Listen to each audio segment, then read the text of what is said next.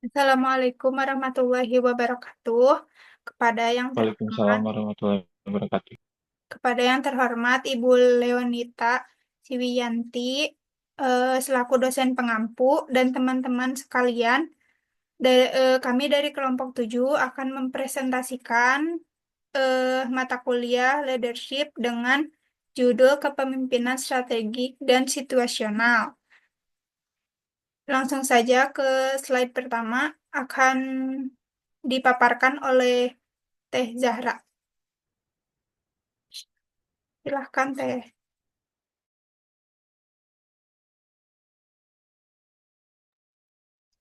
Baik, terima kasih kepada moderator. Di sini saya Zara Fani Zikra ingin menjelaskan mengenai kepemimpinan strategik. Yang dimana kepemimpinan strategik mungkin kata-katanya kita sering sekali mendengar ya dari apa itu kepemimpinan, apa itu strategik gitu.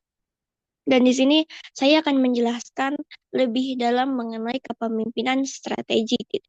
Jadi kepemimpinan strategik itu kemampuan seseorang untuk mengantisipasi, membayangkan, mempertahankan fleksibilitas, berpikir secara strategis, dan bekerja dengan orang lain untuk memulai perubahan yang menciptakan masa depan dan berkelanjutan bagi organisasi.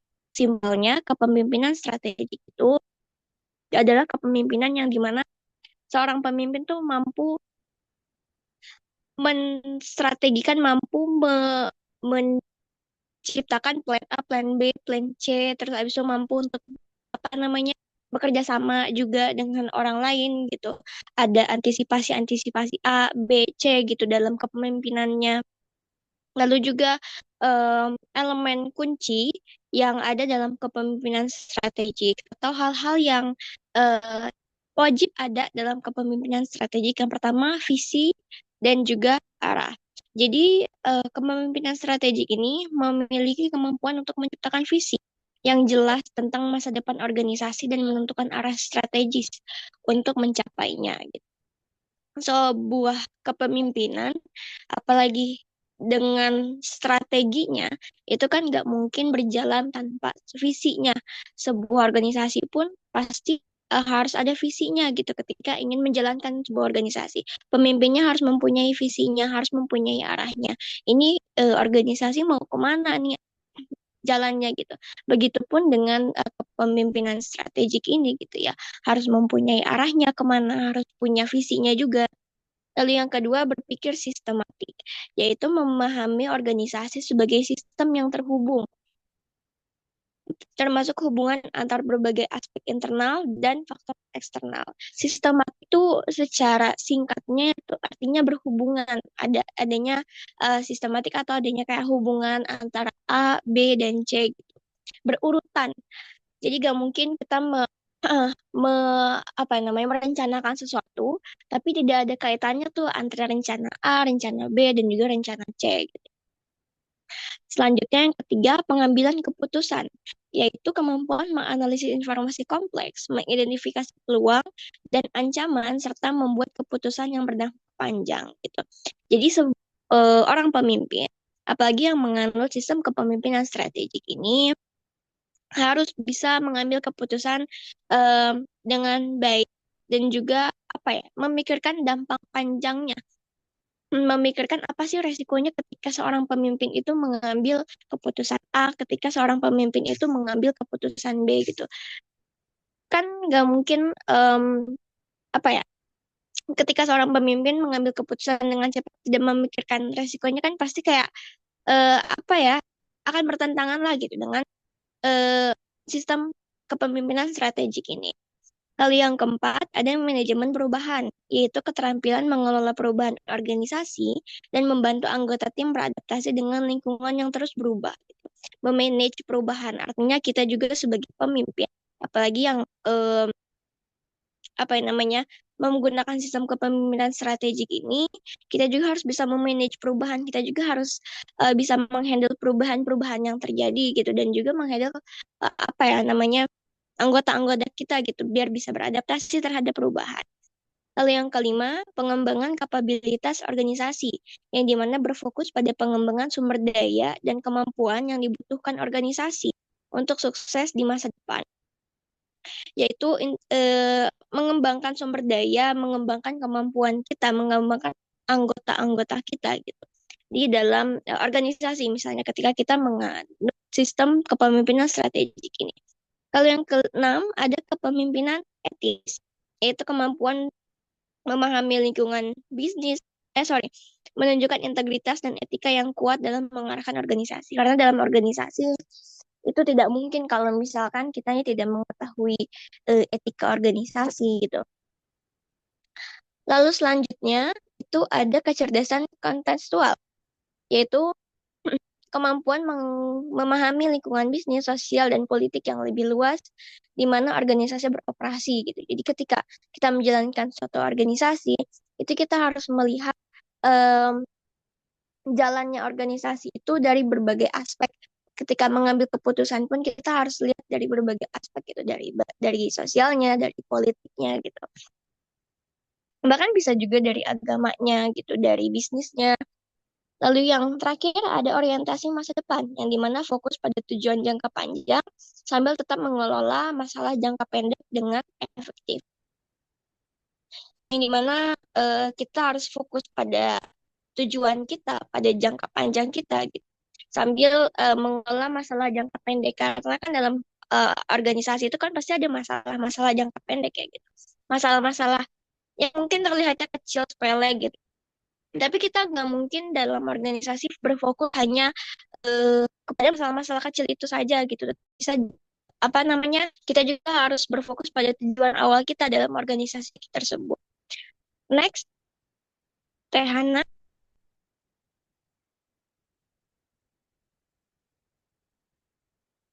Oke, terus kita studi kasus nih tentang kepemimpinan strategi. Tadi sudah saya jelaskan tentang kepemimpinan strategi. Lalu juga sekarang kita studi kasus, belajar mengenai kasus yang dimana kasus yang diambil yaitu kepemimpinan Khalifah Umar bin Khattab. Pasti kita semua tahu ya gitu, Umar bin Khattab seorang sahabatnya Nabi gitu. Lalu kita juga belajar mengenai kepemimpinan Umar bin Khattab gitu. Nah, salah satu studi kasus yang dikaji itu keputusan Khalifah Umar bin Khattab saat menghadapi wabah taun di Amwas Syam atau di Syria sekitar tahun 18 Hijriah. Yang dimana eh wabah tahun ini adalah wabah yang dimana cepat sekali menyebarnya gitu. Tidak melihat orangnya, tidak melihat dia perempuan, laki-laki, muda ataupun tua gitu. Tapi penyakit tahun ini merupakan penyakit yang memang gampang menyebar gitu.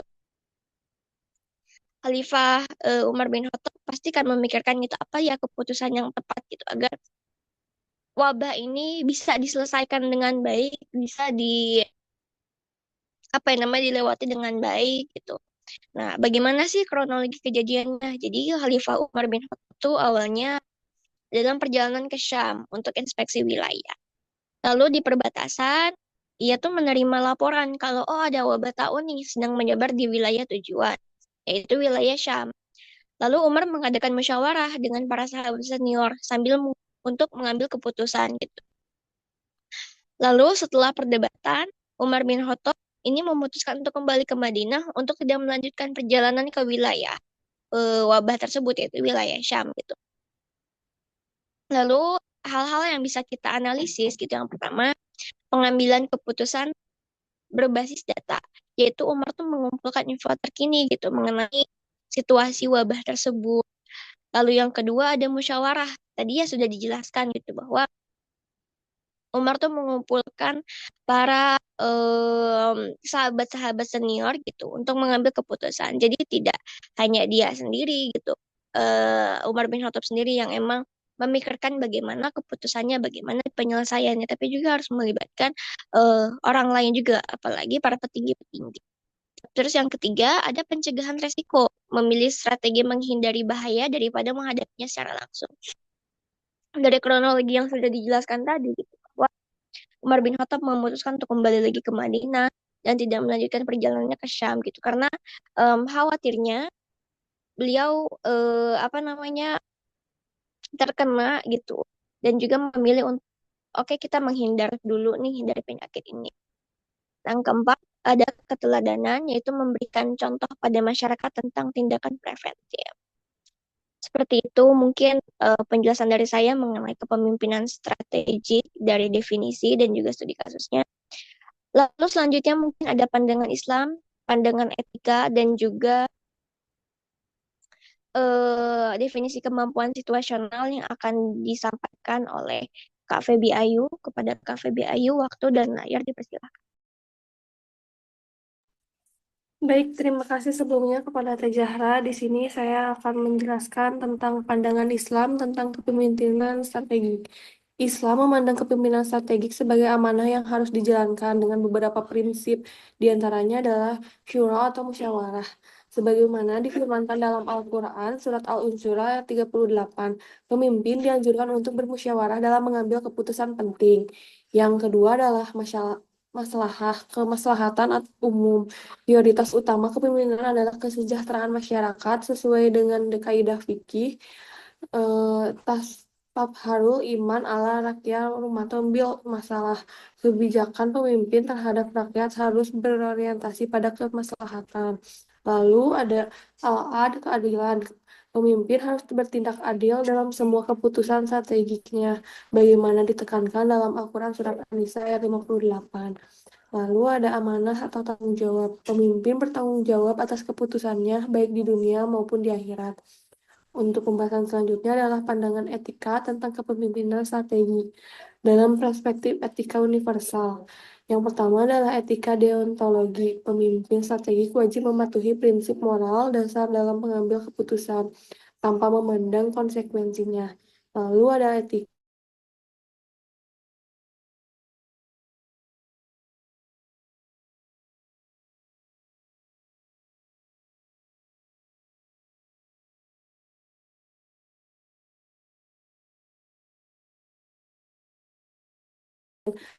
etika penawaran atau care art.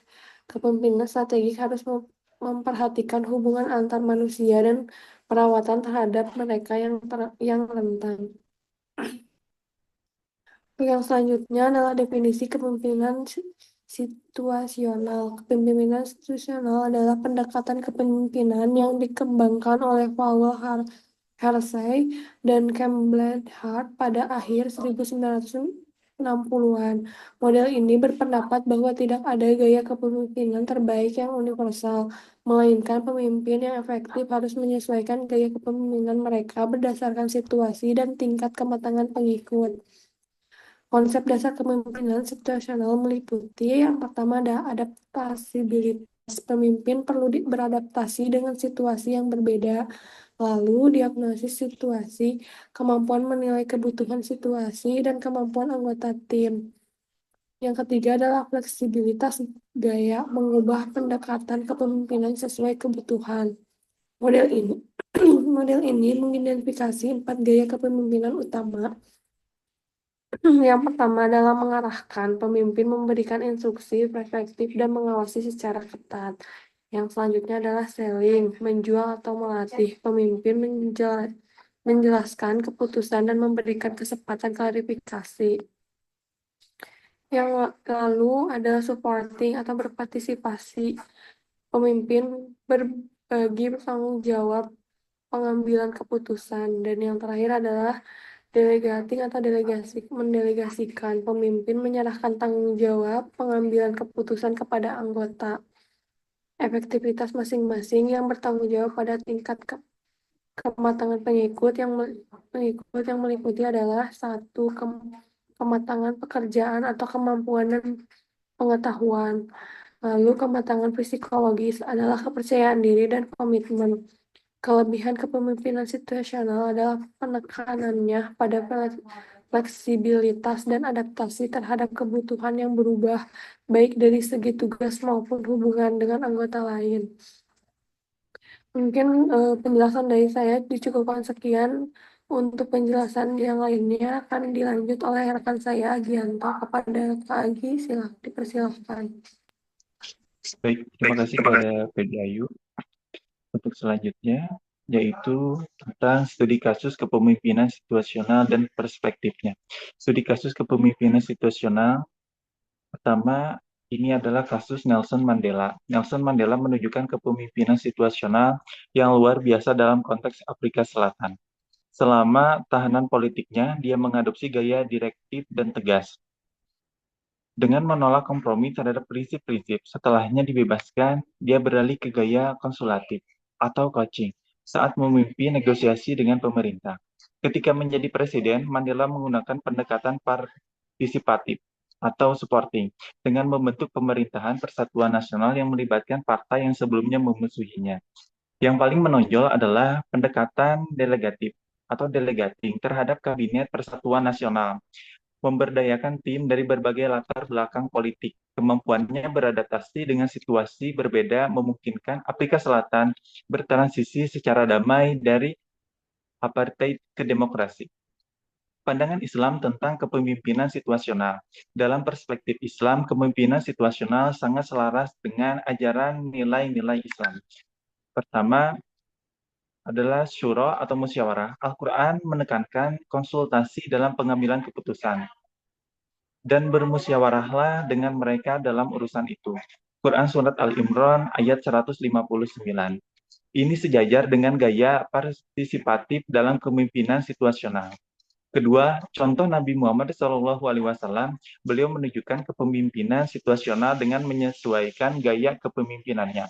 Direktif saat memberikan hukum dan syariat, konsultatif saat berinteraksi dengan sahabat dalam urusan perang, partisipatif dalam urusan duniawi dan sosial, delegatif saat mengirim gubernur ke wilayah-wilayah Islam.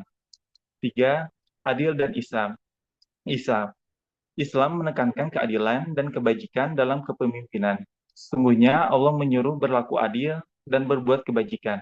Quran Surat An-Nahl ayat 90. Perspektif etika terhadap kepemimpinan situasional dari sudut pandang etika. Pertama, etika konsekuensialis. Kepemimpinan situasional sejalan dengan etika ini karena bertujuan menghasilkan hasil terbaik dengan menyesuaikan gaya kepemimpinan sesuai situasi dan kebutuhan pengikut. Kedua, etika deontologis.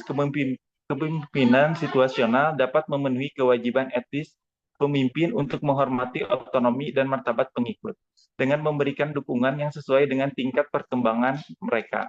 Ketiga, etika kebajikan. Model ini mendukung pengembangan kebajikan kepemimpinan seperti kebijaksanaan, keadilan, dan kepedulian dengan mencocokkan gaya kepemimpinan dengan kebutuhan pengikut. Aspek hukum kepemimpinan situasional. Pertama, kesesuaian dengan Undang-Undang Ketenagakerjaan. Kepemimpinan situasional mendukung hak-hak pekerja untuk pengembangan profesional dan lingkungan kerja yang mendukung. Kedua, tata kelola organisasi. Pendekatan ini sejalan dengan prinsip-prinsip tata kelola yang baik, seperti transparansi, akuntabilitas, dan responsibilitas. Ketiga, kepatuhan hukum. Kepemimpinan situasional mendorong kepatuhan terhadap aturan dan regulasi dengan menyesuaikan tingkat pengawasan dan kontrol berdasarkan kematangan pengikut. Kepemimpinan situasional yang mengadaptasi gaya kepemimpinan berdasarkan kematangan pengikut tidak hanya efektif dalam praktik manajemen modern, tetapi juga selaras dengan nilai-nilai Islam, prinsip-prinsip etika, dan kerangka hukum yang mengatur hubungan organisasi. Untuk selanjutnya, kembali ke moderator. Baik, terima kasih kepada teman-teman yang telah memaparkan jelasan tadi. Selanjutnya, kesimpulan. Yang pertama, fokus. Kepemimpinan strategik berfokus pada arah organisasi jangka panjang. Sementara kepemimpinan situasional berfokus pada adaptasi gaya kepemimpinan sesuai situasi. Yang kedua, dalam cakupan. Kepemimpinan strategik lebih luas mencakup visi organisasi secara keseluruhan, sementara kepemimpinan situasional lebih spesifik pada interaksi pemimpin dan pengikut. Yang ketiga, ada komplementer. Kedua model dapat berjalan bersama. Pemimpin strategik yang baik sering menggunakan pendekatan situasional dalam implementasi gaya strateginya. Kemudian yang keempat, dalam nilai Islam. Kedua model selaras dengan nilai-nilai Islam seperti syura atau musyawarah, kemudian maslahah atau kemaslahatan umum, dan amanah atau tanggung jawab. Dan yang terakhir, dalam perspektif etika, keduanya mendukung prinsip etika seperti keadilan, kebajikan, dan penghormatan terhadap martabat pengikut.